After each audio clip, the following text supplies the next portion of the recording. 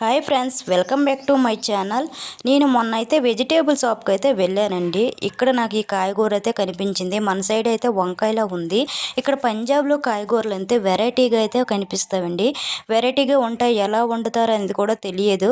కానీ నేను తీసుకున్నాను. ఎప్పుడు మన సైడ్ కాయగూరలే కాకుండా దొరుకుతాయి ఇక్కడ అన్ని కాయగూరలు, కానీ వెరైటీగా మాత్రం ఉంటాయి. అందుకని చెప్పేసి ఒకసారి ట్రై చేద్దాం అనేసి ఈ కాయగూరలు అయితే తీసుకున్నాను.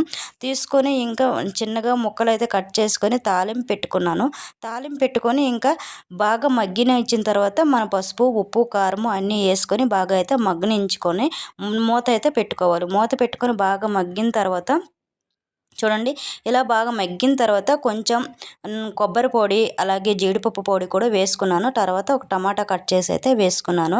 ఇది అన్నంలోకి చపాతీలోకి చాలా టేస్ట్గా అయితే ఉంటుంది. ఇది ఇంకా ఏదో ఎలా వస్తుందో, కొత్త కాయగూరలు బాగుంటుందో బాగుండదో అని చెప్పేసి అనుకున్నాను, కానీ టేస్ట్ మాత్రం చాలా అయితే బాగుంది.